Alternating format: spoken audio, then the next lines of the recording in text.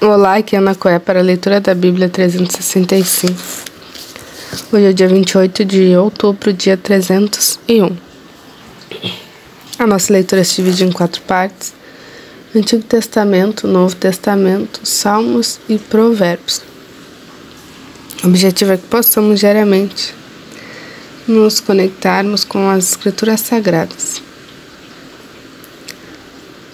para nos fortalecermos na fé. Te convido a escolher um local confortável, de preferência em silêncio, para que você possa desfrutar deste momento em Cristo. E na autoridade do nome de Jesus, peço ao Espírito Santo que transbordem os nossos corações, tornando-os ensináveis. Amém e amém.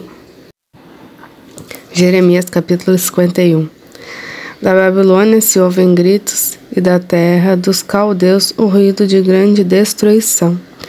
Porque o Senhor está destruindo a Babilônia e fazendo cessar o barulho que ela faz. As suas ondas bramarão com muitas águas e se ouvirá o tumulto da sua voz, porque um destruidor vem com ela contra a Babilônia. Os seus valentes estão presos. Já estão quebrados os seus arcos, porque o Senhor é Deus que retribui, e Ele certamente lhe retribuirá. Deixarei embriagados os seus príncipes, os seus sábios, os seus governadores, as suas autoridades e os seus valentes. Dormirão um sono eterno e não acordarão, diz o Rei cujo nome é Senhor dos Exércitos. Assim diz o Senhor dos Exércitos. A grossa muralha da Babilônia será totalmente derrubada e os seus altos portões serão incendiados. Assim os povos trabalharão em vão e o esforço das nações acabou sendo consumido pelo fogo. Esta é a ordem que o profeta Jeremias deu a Zeraías, filho de Nerias, filho de Maacéias, quando ele estava de saída para a Babilônia com Sedequias, rei de Judá, no 4º ano do seu reinado. Zeraías era o chefe dos camareiros. Jeremias escreveu num livro todo o mal que havia de vir sobre a Babilônia, a saber, todas as palavras já escritas contra a Babilônia.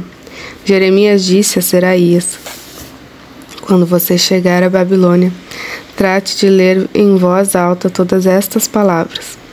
Depois diga: ó Senhor, tu falaste a respeito deste lugar, que os exterminarias, a fim de que nada fique nele, nem pessoa, nem animal, e que se tornaria em desolação perpétua.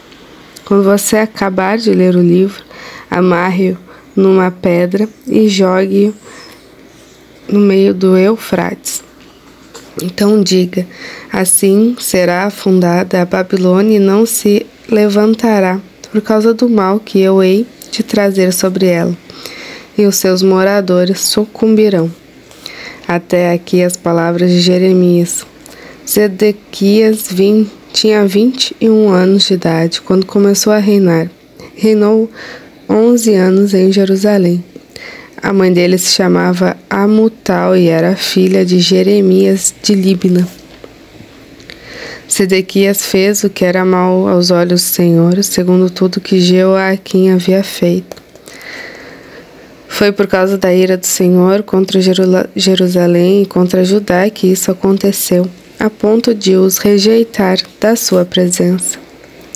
Sedequias rebelou-se contra o rei da Babilônia. Aconteceu que, no 9º ano do reinado de Sedequias, aos 10 dias do 10º mês, Nabucodonosor, rei da Babilônia, veio contra Jerusalém.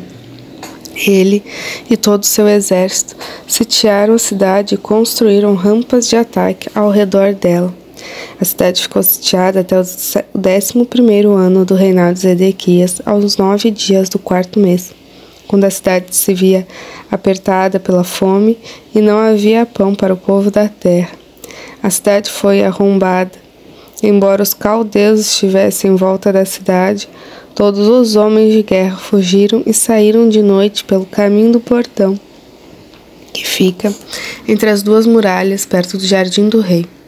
Fugiram na direção do Vale do Jordão, mas o exército dos caldeus perseguiu o rei Sedequias e alcançou nas campinas de Jericó. E todo o exército deste se dispersou e o abandonou. Então Zedequias foi preso e levado ao rei da Babilônia, em Ribla, na terra de Amate, o qual lhe pronunciou a sentença.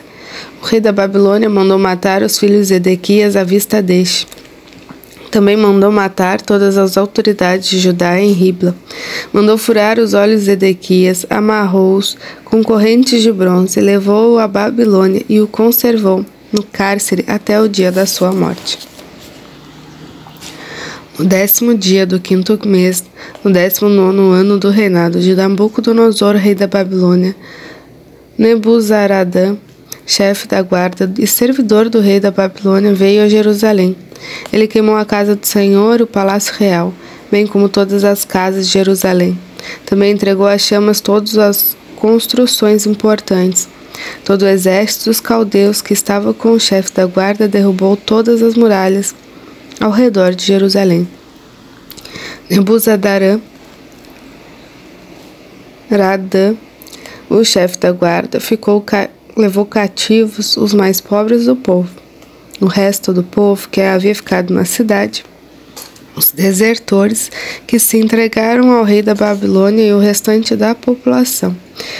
Porém, Nebuzaradã, o chefe da guarda, deixou alguns dos mais pobres da terra para serem vinhateiros e lavradores. Os caldeus cortaram em pedaços as colunas de bronze que estavam na casa do Senhor, bem como os suportes e o mar de bronze que estavam na casa do Senhor. E levaram todo o bronze para a Babilônia. Levaram também as panelas, as pás, os apagadores, as bacias de bronze, os recipientes de incenso e todos os utensílios de bronze com que se ministrava.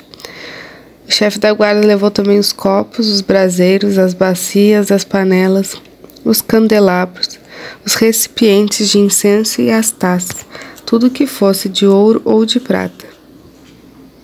Quanto às 2 colunas ao mar de bronze e aos 12 touros de bronze que os sustentavam e que Salomão havia feito para a casa do Senhor, o peso do bronze de todos esses utensílios era incalculável. Quanto às colunas, a altura de cada uma era de 8 metros, e um cordão de 5,35 metros as cercava. Eram ocas, e a grossura do metal era de 10 centímetros. Sobre ela havia um capinel de bronze. A altura de cada capinel era de 2,20 metros. A obra de rede e as romãs sobre o capitel ao redor eram de bronze. Semelhante a esta era a outra coluna com as romãs. Havia 96 romãs aos lados. Todas as romãs sobre a obra de rede ao redor eram 100. O chefe da guarda também levou cativos Zeraías, sumo sacerdote, Sofonias, segundo sacerdote, e os 3 guardas da porta. Da cidade ele levou um oficial, que era comandante das tropas de guerra, e 7 conselheiros do rei que estavam na cidade, bem como o escrivão, chefe do exército, que alistava o povo da terra, e 70 homens do povo no lugar que estavam na cidade. Nebuzaradã, o chefe da guarda, levou-os ao rei da Babilônia em Ribla. O rei da Babilônia os matou ali mesmo, em Ribla, na cidade de Amate. Assim, Judá foi levado cativo para fora de sua terra. Este é o povo de Nabucodonosor. Levou para o exílio, no 7º ano, 3.023 judeus. No 18º ano de Nabucodonosor, ele levou cativas de Jerusalém 832 pessoas. No 23º ano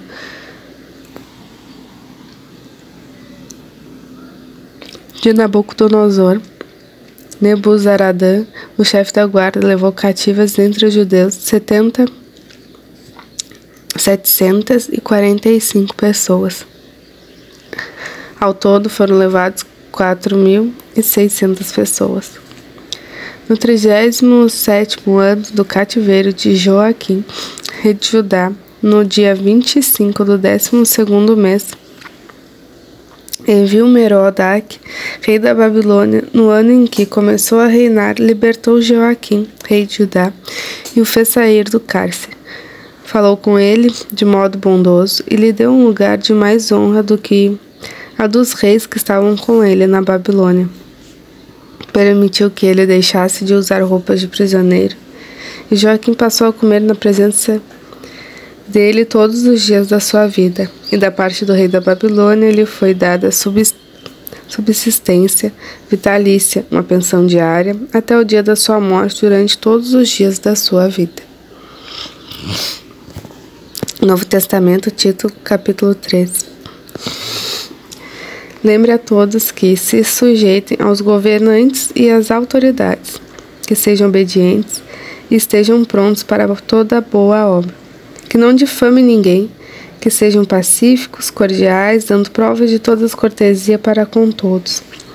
Pois nós também, no passado, éramos insensatos, desobedientes, desgarrados, escravos de todo tipo de paixões e prazeres, vivendo em maldade e inveja, sendo odiados e odiando-nos uns aos outros.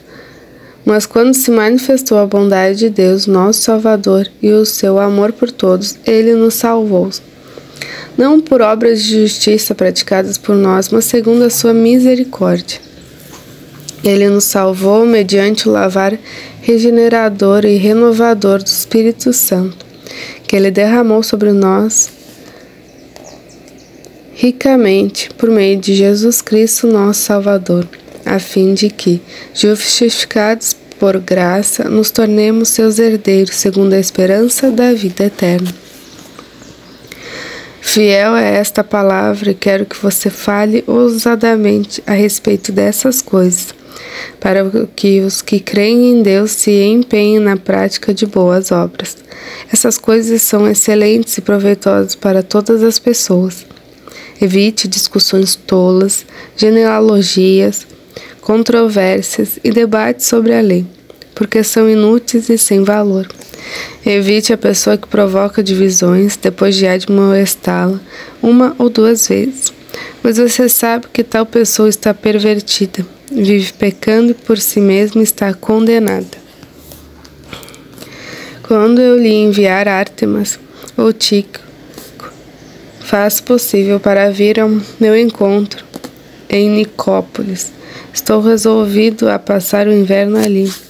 Ajude da melhor maneira possível Zenas, o intérprete da lei, e também Apolo, para que não lhes falte nada para a viagem.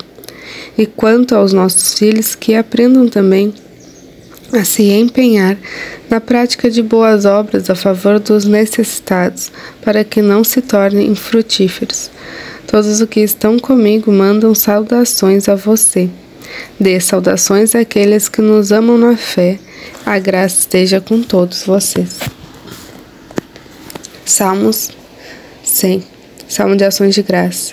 Celebrem com júbilo ao Senhor todas as terras. Sirvam ao Senhor com alegria. Apresentem-se diante dele com um cântico. Saiba que o Senhor é Deus, foi ele quem nos fez e dele somos. Somos o seu povo e rebanho do seu pastoreiro. Entrem por suas portas com ações de graças e nos seus átrios com hinos de louvor. Rendam-lhe graças e bendigam o seu nome, porque o Senhor é bom e a sua misericórdia dura para sempre, e de geração em geração a sua fidelidade. Provérbios 26, 18 e 19. Como o louco que lança fogo, flechas e morte, assim é aquele que engana o seu próximo e diz: fiz isso por brincadeira. Terminamos mais uma leitura diária. Muito grata por compartilhar deste momento em Cristo. Tenha um extraordinário dia. Deus abençoe você e a sua família. E até amanhã.